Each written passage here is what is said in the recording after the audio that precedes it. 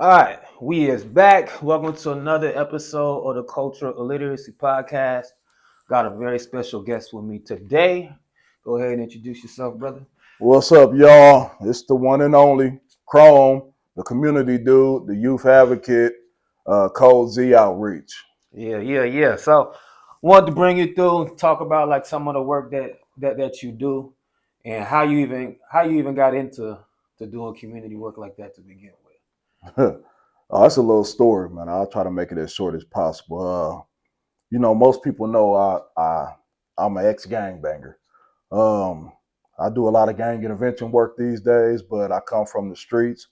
I come from the struggle. I come from a lot of things that a lot of young men get lost in. Mm-hmm. So when I first, what made me initially change my life is inside my heart, I knew I wasn't the true version of myself. Mm-hmm. The whole time I was thugging, I knew I wasn't, this ain't supposed to be me. Mm-hmm. Something just to keep you living it and living it and living it. So, um, but ultimately some occurrences happened.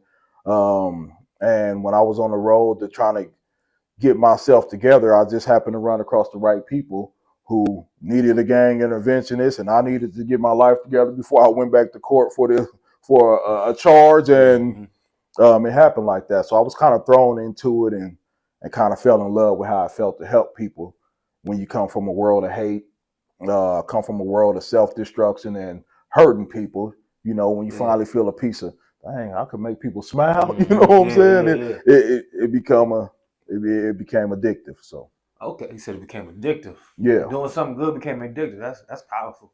Very powerful, actually. So, okay. Said you came from like the gang world and you felt like it wasn't even natural to you. hmm What would you attribute that detour? Like, what would you attribute to even getting on that course to begin with? My upbringing, my surroundings. See, I got an issue, man. see, I got an issue because these days they're jumping off the porch for free. They're jumping Mm-hmm. right into it without a valid Mm-hmm. reason, without a struggle behind it, without a hardship behind it. They're just saying, "Hey, I want to be a thug," and it's a lot of peer pressure driven situations that's driving these guys to the streets. Well, for me, it was growing up in a messed up household, seeing abuse in the household, um, just seeing some of the worst things in the household, and then moving to another household, which would be my dad's household, and seeing a lot of drug selling and him hanging with the gang I ended up joining. Um, and I was just trying to escape the realities of this bad household and move out to a different household where I had a little more happiness, but that happiness was substituted with um, bad things that I thought was good for me Mm-hmm. because it was different than the bad stuff I seen there. So I couldn't escape it. I was kind of thrown into it, you know. Would you say? So, would you say, well, like joining the gangs and things like that? Would you say if was there a part of you that felt like you got some sense of belonging with taking that route?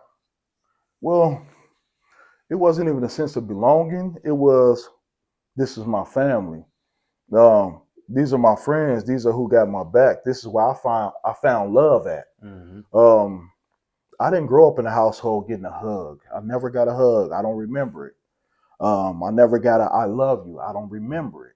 So when you don't hear that from your parent, and then you see a lot of abuse and you see a lot of bull crap, um, you're searching for it. And you might not even be consciously searching for it. Mm-hmm. You don't know that you're searching for it. Subconsciously, I had to have been searching for it. So when it came along, it's like, oh, this feel good. My friends, my cousins, they got my back. We do everything together. Mm-hmm. Uh, and it did give you a sense of belonging just because it's the love that you've been searching for. It's an alternative to what you experience. Even though it's a negative alternative, you don't know it's a negative alternative because you're living it. You're living through it. You're not consciously looking at it in a different light. Yeah, dude, I asked that because I feel like, and it's funny because I just heard Jim Jones talking about it on Joe Budden podcast. Like when we Mm-hmm. zoom out, ain't really fundamentally ain't too much difference between Crips, Bloods, Italian families, Hell's Angels, Masons. At the It's end, all a game. it's all a game, Yeah. but it's just like how they presented themselves and what y'all doing. Do you see a day? Maybe it's super far out in the future. Maybe it's closer than we think. Where like how we conceptualize gangs evolve into something more positive, That's hard to see. or is it something that It's gotta like be eradicated? Will it's it happen? Like how you see that happen? it's hard to see. It'll have to be a movement that's going to be pushed, and it's going to have to be a really large movement because the push from social media, the push from society is bigger than the push from even traditional gangs.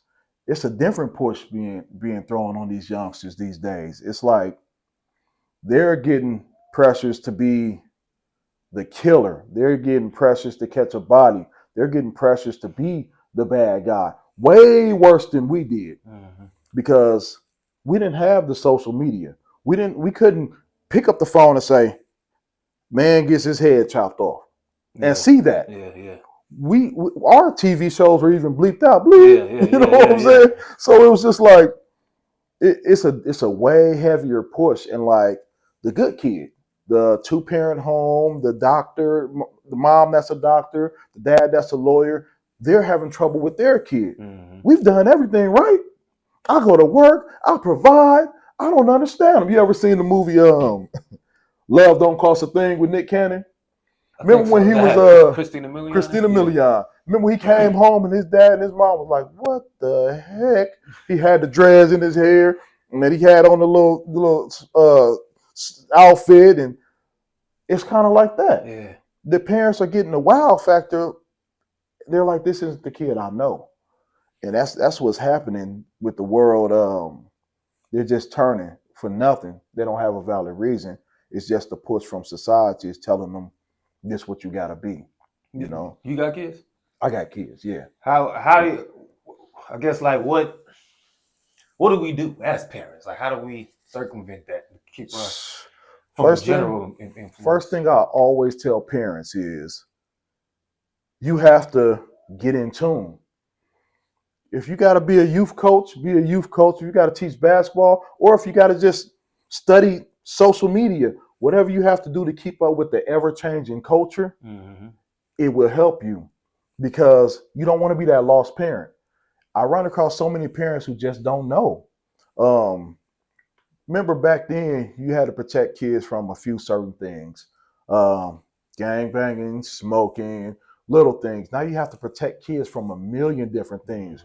But if you don't know what this million different things is, Yeah. how can you, as a parent, protect your kid? So with me, I stay up, but just by working with the youth and being around them, understanding their language, understanding the way they move, understanding their music, everything. If you have zero idea, you would do like some years ago when some kids were screaming a clique called Nike. Mm-hmm. The kid to say, "Hey mom, I want to go buy some Nike clothes," and you think you're taking your kid to go buy some Nike clothes, but you're Yeah. taking your kids to buy some gang Yeah, clothes, yeah, yeah. and the parent just didn't know because you didn't know that Nike meant N word, I kill everybody. You Mm-hmm. know what I'm saying? So it's about staying up, and that's the best advice is you have to get in tune with the youth. You have to be around it. You have to try to understand. That's always been a thing, but it's worse than ever. So if you ain't keeping up with society, you're left behind. If you're not keeping up with if you're still living in the traditional way of parenting and doing things in the traditional way, then you're lost because tradition is gone now. Yeah. There, and it's ever changing. Like I Yeah. said, tomorrow might be something else with these Mm-hmm. youngsters. You know, it just changed. Yeah, yeah. I feel like you're right because even like with our parents, something as simple as go to school, go to college, you can get a good job. By the time we Yeah, got here, that was kind of outdated, at least for half of us. But back yeah, then, that was the best thing yep. possible. And by the time my kids is grown, entrepreneurship may not be the wave. It may be some totally other shit. Who knows Yep. what AI is gonna do? But Yeah. so okay, let's go back to when you kind of first got into the community thing. Like, what was like the story, if you don't mind getting into Oh it? Like when yeah. you was like, I need to be doing this. Well, what happened was, so I got locked up for for a robbery charge, right? My cousin, he told on me, we did a robbery and I end up locked up. Mm. All right. So while I'm locked up, I'm calling out to my guys that I'm on the streets thugging with. I'm waking up out my sleep fighting and shooting with, and they not answering. Mm. They're not putting money on my books. My bond, we was some broke dudes. You know what I'm saying? We was hitting licks and robbing and doing stuff to survive, just Yeah, yeah. trying to get through. You know, because we were raising ourselves pretty much. Um, and I had a baby, and I had a daughter that I took in as my own, and I was trying to take care of them, but I was still juggling with the streets. But it was more so trying to transition into being a money maker to provide, even though I was scared to ride with them in my car and stuff. It was still trying to survive. So I got this robbery charge, um, and I'm locked up. My bond is $500. I know the homie's gonna come get me for this. 500, I'll be out of here. I sat in there 3 months. Sheesh. While I was locked up, a guy from Colorado had came up here and he was trying to run the district, trying to run a set here in Omaha. Well, he couldn't come up here and just run our set. You know what I'm saying? But some guys was following underneath him and some guys wasn't. But one of my guys said, "Hey, this dude from out of town. He said he got 100 on your bond. Okay, call him on three-way. You know you ain't supposed to be using no three-way on the jail call, but call him on three-way. Hey man, what's up, man? You got 100 on my bond. This is Chrome, man. One of the guys, whatever." He said, "You breaking the chain of command. You gotta see me when you get out. Don't call my mother your phone about nothing from no jail, blah blah." And me, I don't know you. You Yeah. in my city. Who is you? I'll shoot you. You know what I'm saying? I'm like, that's how I'm feeling like.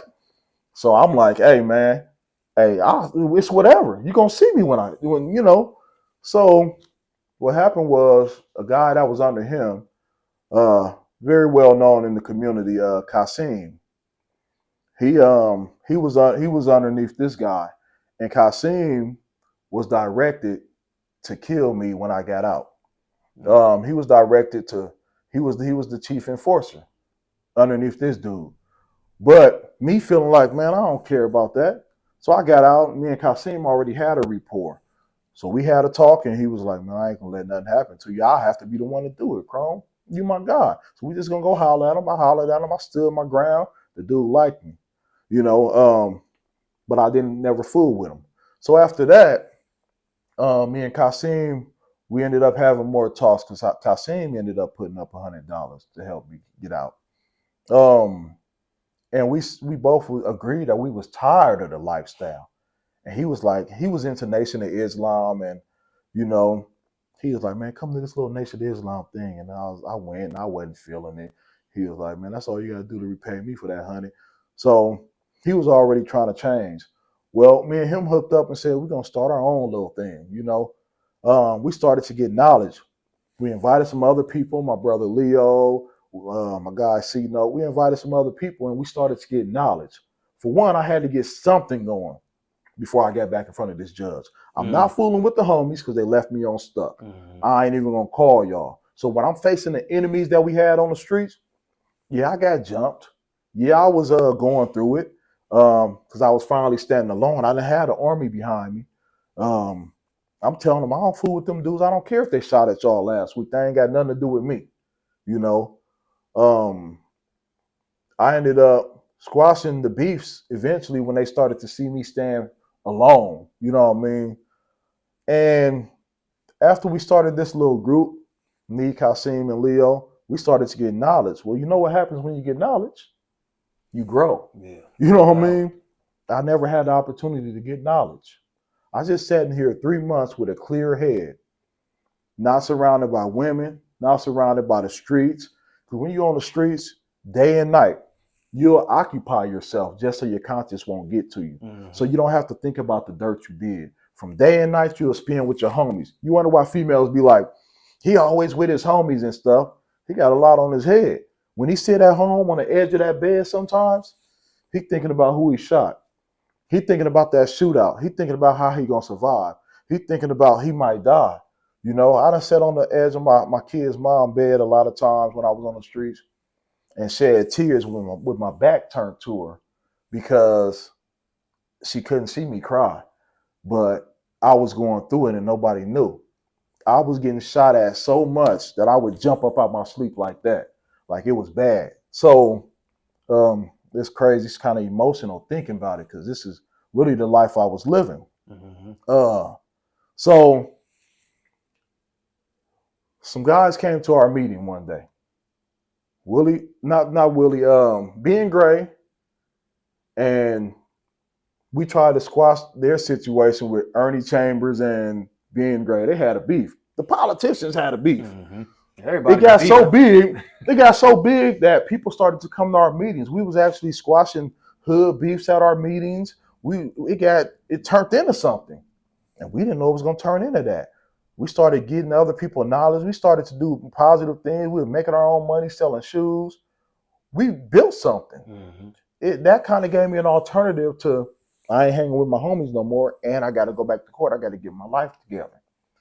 I didn't know what I was doing, but I kind of strayed away. I was scared to let it go, let the streets go. What my homies gonna think? I can't just say bye. I can't leave them on stuff.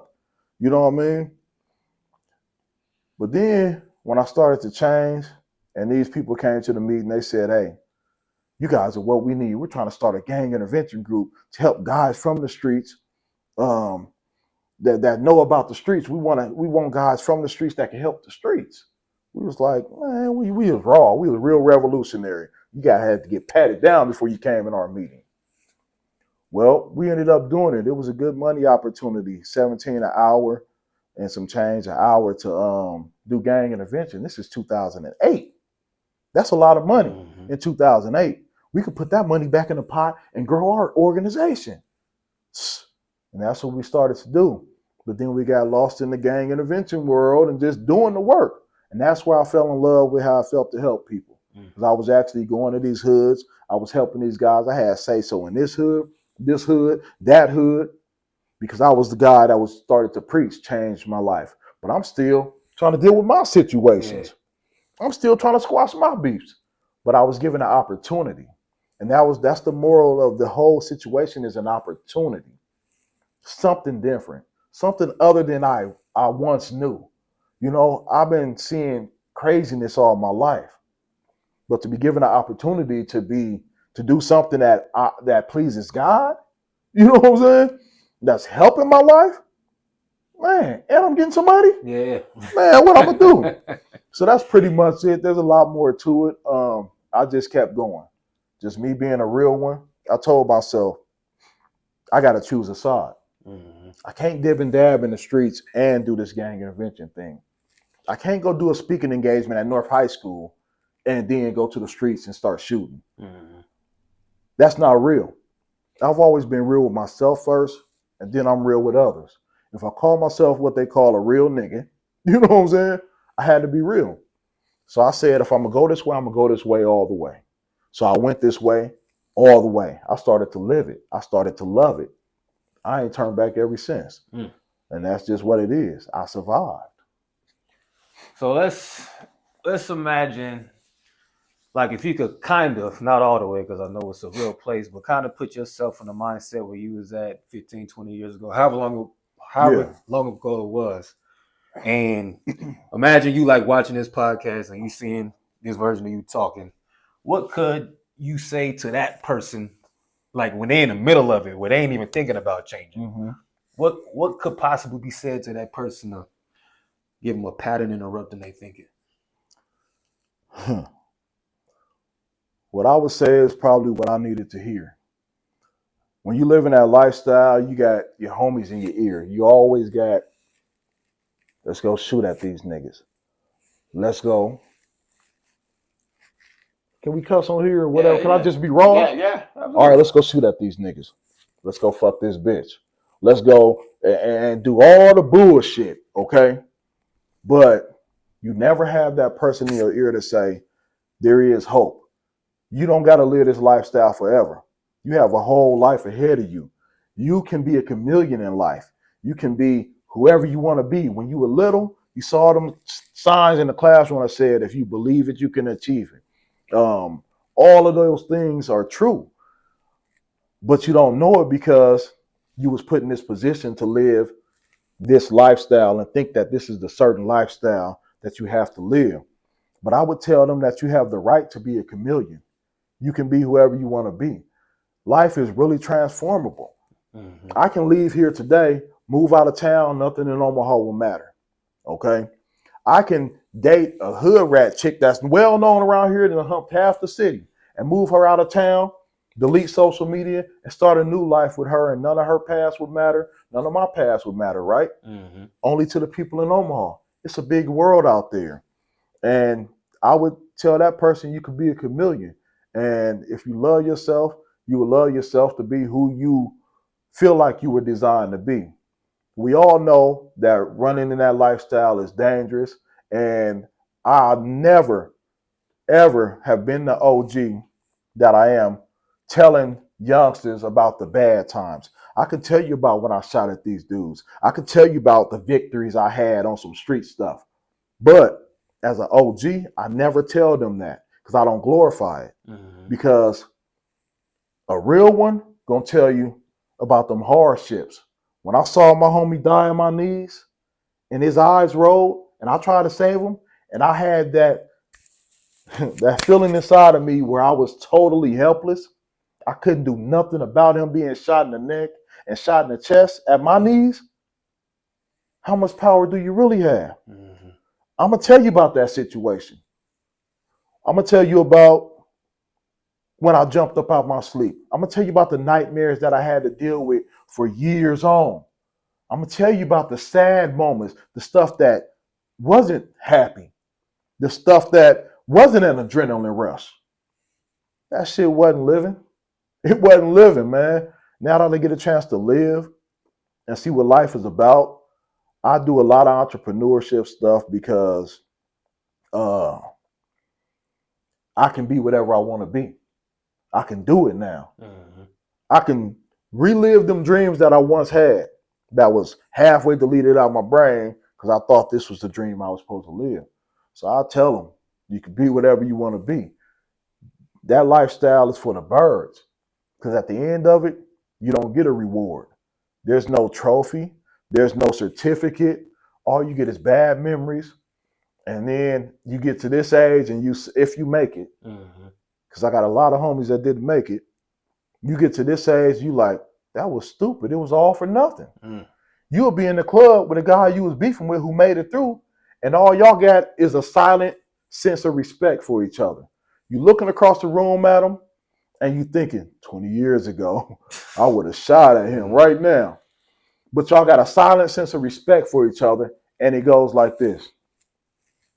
Just like two people shake hands after a basketball game. The game was intense, Yeah.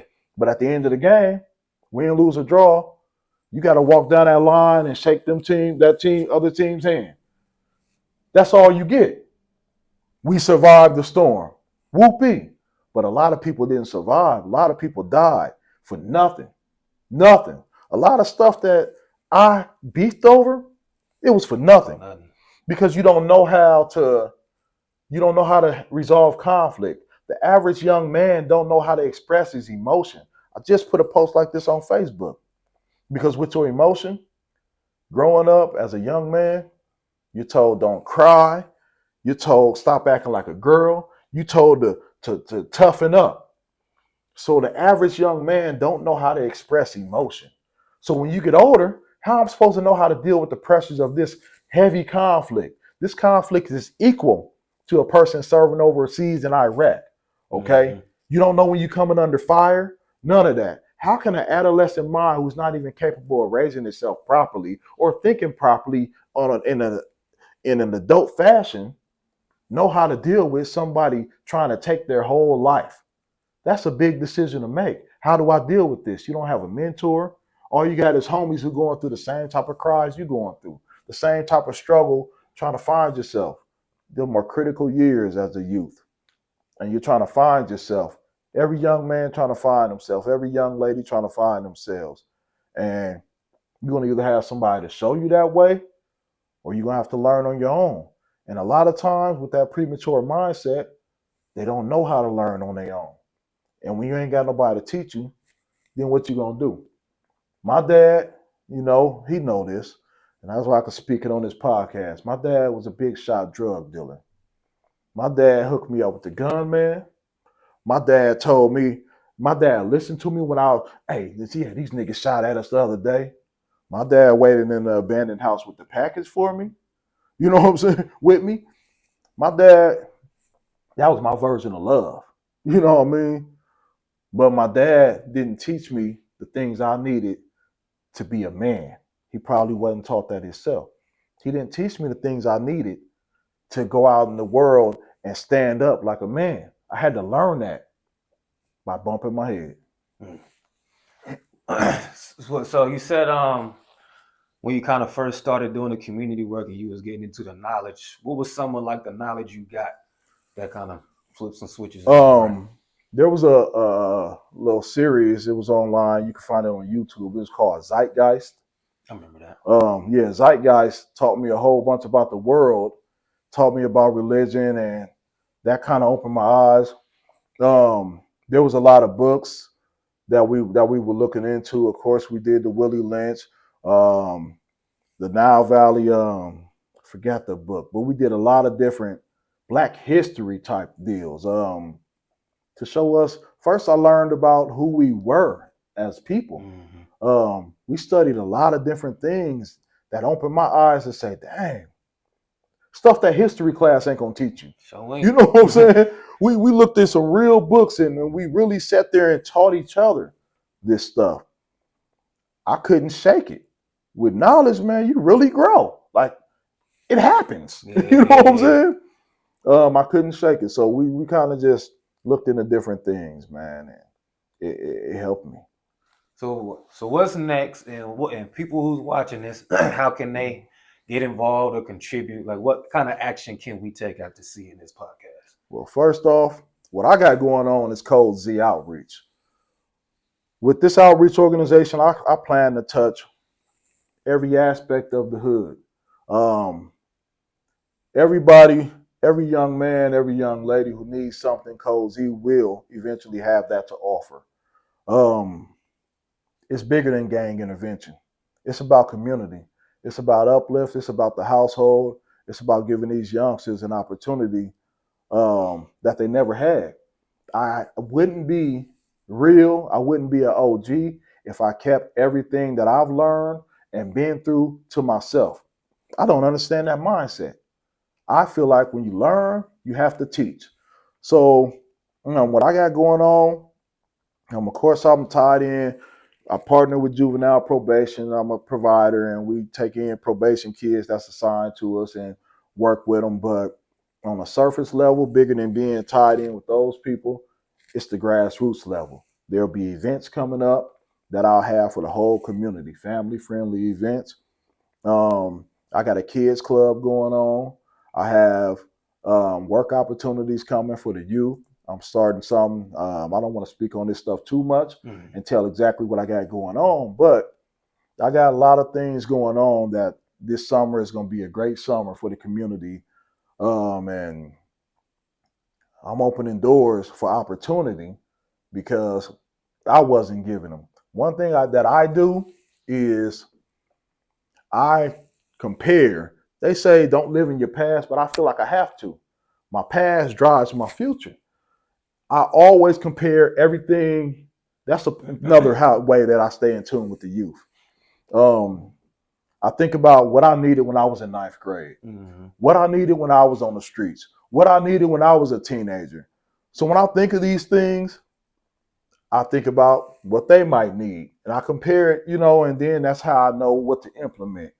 So I always put myself in them shoes. That's how I raise my kids. I got a simple motto, and I want everybody to take note of this one. Don't do to them what you hated done to you as a kid. Yeah. Do for them what you always wanted done for you as a kid. So when my kid go to ninth grade and go to school, I think, what did I need when I went to ninth grade? I wanted to be the cool kid. I wanted some Jordans. Mm-hmm. I wanted my parents to support what I had going on. I wanted them to be at the game. I do all that. You can catch me in the stands, like even if I'm falling asleep, I can't fall asleep. My son looking. My son, I got one son who's really into music. He's in college. He's at UNL, and he. I used to have to go to these boring band concerts. He know they was boring. I told him, but I was there. You know, Daddy was there, and I was in the stand, and it's like listening to classical music. I'm over here like,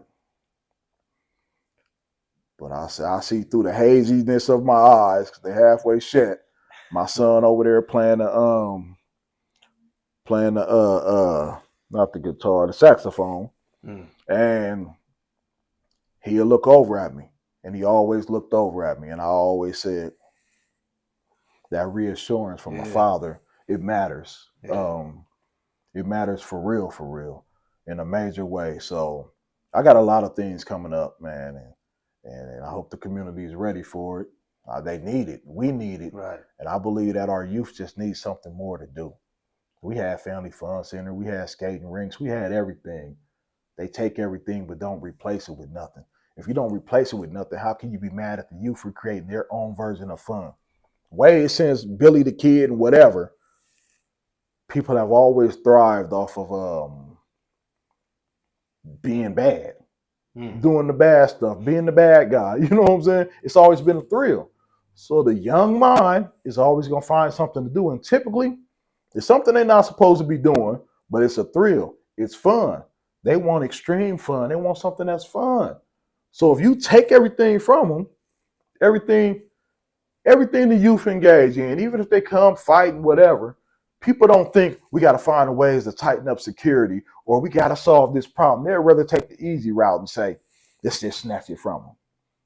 Well, the easy route becomes the harder route because now you left all these youth out here to find their own version of fun. You got a whole bunch of young minds trying to create some fun. Now they having a house party. Now the house party getting shot up. Now they over here getting pregnant. Now they out here trying to gang bang. Now they following stupid trends. You got to control the narrative with these youngsters, and there has to be more people guiding them opposed to them guiding themselves. Mm. Yeah, that's real. Uh, First book that like really opened your mind, and then most recent book that was dope that kind of changed your perspective. Well, the first book I didn't read that much, but I think the existence of it opened my mind. The Bible, and then when I was locked up, I read a book called The Purpose Driven Life. Um, and it was like a daily thing that you read, and it kept me on my toes. But other than that, I can't even barely even remember the first book. What was the other question? Just something you read recently. Something I read recently. Man, I read a lot of stuff online. You don't even read books no more now. Yeah, You know, yeah. you watching stuff and you looking up stuff. So there's really a lot of different things. I stay learning. I stay trying to open my mind. This is a world of, and I want to know what's over there on that other side of Antarctica. That ice wall. Mm. That's random. But I've been thinking about that lately. Like I've been looking up a lot of stuff with that. Like what the hell is on the other side of that wall? Yeah. I'll probably never know. But I'm curious about it. And I stay curious about the world. So my big thing is I don't pinpoint out one thing and I don't focus and zoom in on one thing. I'm a person that's all over the place all the time. That's why I can't sleep at night. Mm. My brain just keeps going. So I'm always learning something and trying to figure something else out. So And what's the name of the joint you got? Code Zero? Code Z. Code Z. Yep. Is it a specific website or something? Like how to get in tune with that? We're getting the website up and running. It's under construction right now. I want to tell y'all a little story behind Code Z. All It's right, crazy. let's hear it. Real quick, Code Z. My dad, when he ran this operation, they all wore Z hats. All right. His whole crew wore Z hats. And then my dad was trying to leave the game alone. He wasn't trying to sell drugs no more. They had so much money, so they would bring an artist in, and they had a management company called Code Z Management. Well, then bam, the feds came in, they hit my uncle, bam, everybody hit, right? And my dad went from up here, they took everything. to down there. Over 500,000 and all that to down there. It hurt. I know that hurt him. Yeah. Well, the thing is, my dad was trying to switch it positive. He was trying to do different things. He was trying to give people an opportunity. So for years, I've always been Chrome doing community stuff. You know, old boy Chrome. That's a good dude in the community. In the past 2 years, I realized that it's time for me to start an organization. It's time for when you put on a flyer, it to say something aside of Chrome. So I came up with this idea. I said, I'm going to pick up where my dad and my uncle left off at. And I'm going to be that positive that they were trying to get to. So I said, Code Z. Code Z. So here I am, without the negativity in it, without the drug selling, straight positive. So my dad often does a lot with me, actually. He supports me a whole lot, and I stole their name. and that's what it is, man. He respects it a whole lot, man. I didn't ask him or nothing. I just stole the name. It was an inheritance. Yeah, theirs was Code Z Management, so I'm just Code Z LLC, and I was able to get it all through the legal and everything. So, and that's what it is now. And I implement my dad in on the work. You know, he had been left the lifestyle alone a long time ago, and it's just it's an honor actually to be able to do what my dad was trying to get to. Yeah. Because I know how it is when you sometimes you get lost in that drug selling world, especially way back then. You know, when you're lost in that world, it's just like you don't want to be in it. Just like gangbang, you don't want to be in it. I just want to make money, support my family, provide, and live happy. So now it's time for me to get to that point of living happy and helping my dad live happy, helping my family, you know, and all that. So that's Code Z. That's how that happened. Powerful story. Yep. All right, any last words before we wrap it up? I don't know. I don't know. I'm just, I think he gave it all. you know, I get to talking, man. I just want to continue to do positive things in the community, man. I'm really one of those guys with a good heart, who's been through some things, who don't. I don't want to see others go through what I went through. Man, it hurts my heart to see these youngsters going through everything. It's what drives me. My first drive is God. Having that faith, being able to look at the higher power, well, to know that the higher power is looking at me, and being pleased by the way I'm moving. That's what drives me because I often go off my intuition. I often go off what I'm led to do, my calling. And I had a homegirl who was like, when you gonna accept your calling? When you gonna accept your calling? And I used to just be like, man, I'm not no community leader. You know, I never wanted to be called that because I'm like, she'd be like, well, you are a community leader. Yes, you are. And every time I seen her around the community, you need to accept your calling. And I'm just like, man, I'm just, you know what I mean? I'm just me. Don't call me no community leader because I'm just like anybody else. I feel like I'm just a man who's doing what a man's supposed to do.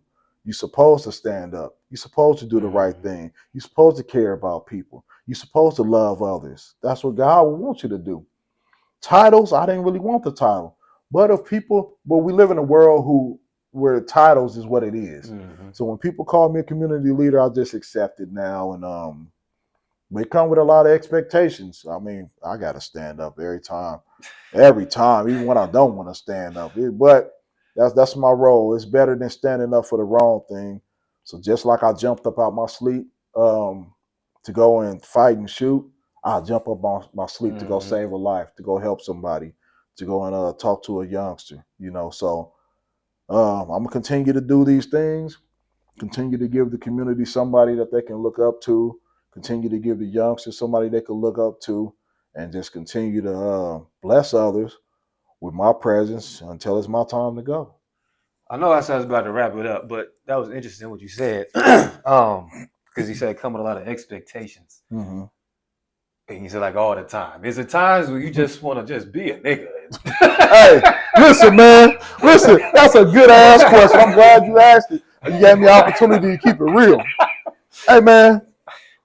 Sometimes I think things like, man, I don't never get to knock nobody out no more. I don't never get. I can't live a certain way. It's messed up because as soon as I do something that people think is out of character, Mm-hmm. they want me to be subhuman. Yeah. I have to be this superhero, this super positive. Chrome, that ain't you. As soon as I get mad and express human emotion, because everybody gets mad, even the pastor gets mad. Yeah. So as soon as I get mad and cuss somebody out, Chrome, I ain't never seen you like that. And I'll be like, this is me. You just don't never get to see the side of me. I forgot how I got here. Yeah, and I'm pleasing God before I'm pleasing y'all. So if I end up knocking this person out, then that's human emotion. It happened. And I'll pray to God and I'll say, hey, God, I messed up. You know what I mean? I'm sorry. You know, whatever. And then I'll go to a community meeting the next day and say, stop the violence. Without feeling hypocritical because I already made it right with God. You know what I'm saying? And that's who I move first for. So I want people to understand that I'm only human. And I'm not trying to live in an image. I'm a different. I tell people this slogan all the time. I'm a different type of Martin Luther. I'm a different type of Martin Luther. You can catch me in the grimiest places in the hood. And then you can catch me at a town hall meeting or a city council meeting. You can catch me sitting next to some of the top officials. But I'm always going to be this. I'm always going to have gold in my mouth. I'm always going to be Chrome. And they're going to call me Chrome. That ain't my real name. You know that, right? You know that. Yeah, so, but they always going to call me Chrome. And they always going to respect me for who I am. Because one thing I've always said I was going to do was always be me. And ain't nobody going to change that. Either you're going to love me for me or you're going to dislike me for me. But I'm always going to keep it real with the people. I'm not never going to switch up on my people. And one thing about the name Chrome, I kept that name. Most people change their life and say, I don't want to be looked at as Chrome no more. He was a bad guy. He shot, he fought, he did this and that.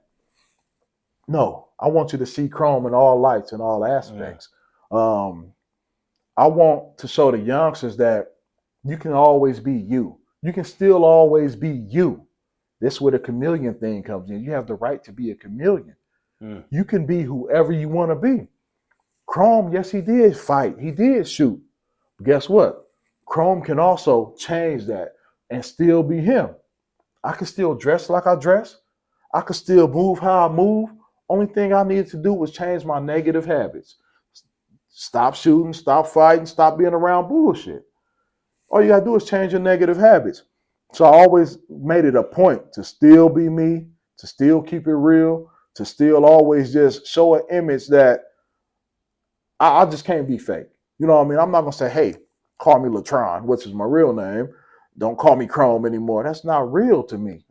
Being real is being who people know you as, but just letting them experience a better version of you. That's powerful. Another question that came to me just now, with you being a community leader, with them assigning you to be a community leader, right?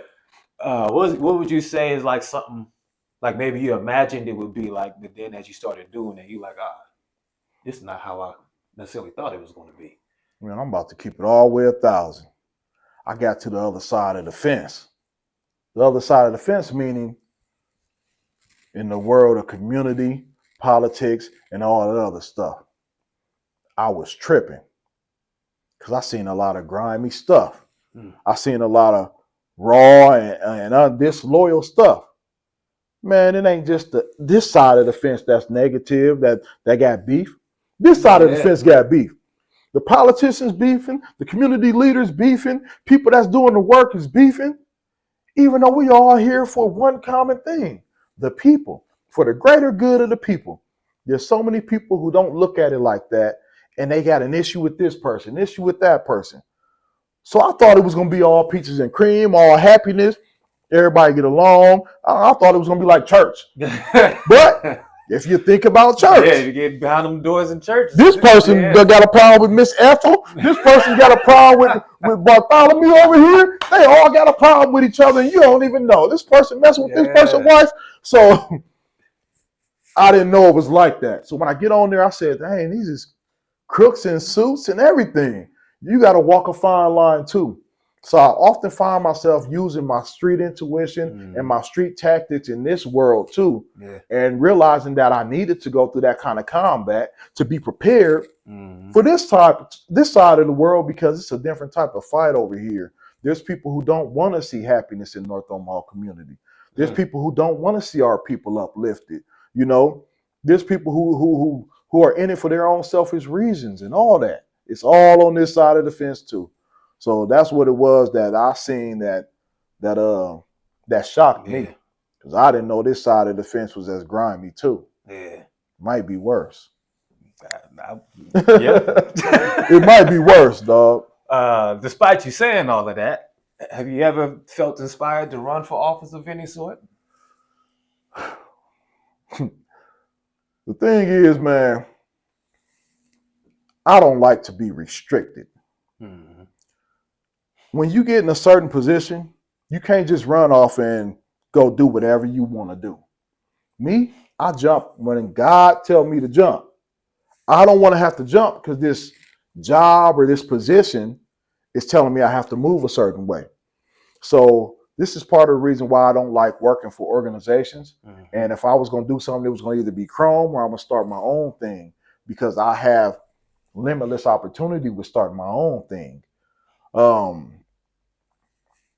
I don't think I would ever run for office because I don't want those restrictions on me. If I want to help this family over here out the kindness of my heart, I don't want to be looked at like city councilman does this and that, and then they talk about you're not supposed to do that, Chrome. You know what I mean? You a city councilman. You know, there's restrictions on everything when you put yourself in certain positions, and you can't be 100% real with yourself and others. So I probably would never run for office. I ain't with it. Never say never, but I feel you. Yeah, I support those, Yeah, who I feel would be good for the position. There's people for everything, there's a place for other people. I just don't feel like that's a place for me. Now my older brother Leo, he can do that. Might do it. I want him to do that. Hell yeah. All right, man. It's good having you on here. Powerful, powerful stories you shared. Again, if there's anything you want to say before I wrap it up. Y'all can holler at me, Code Z Outreach, CODEZ Outreach at gmail.com. My phone number is everywhere, 402-714-5083. I typically never try to turn people away when it comes to helping their kid. I always try to think of something that I can do. And if I can't, I'm going to keep it real and say I can't. And if I'm overwhelmed and a lot is going on, I happen to miss. There might be some people out there that's mad, like, he didn't come help my kid. I can't get to everybody. I'm only one man. But at some point, there will be something for your youth to get into and engage in. And I try to be well-rounded as possible. So holler at me. I'm doing a lot in the community. Just keep your eyes open. I'm Chrome Lewis on Facebook. I don't be on all them other platforms, but I'm around the community. You see me? Speak. All right. Yep. Till next time, y'all. Peace. Yes, sir.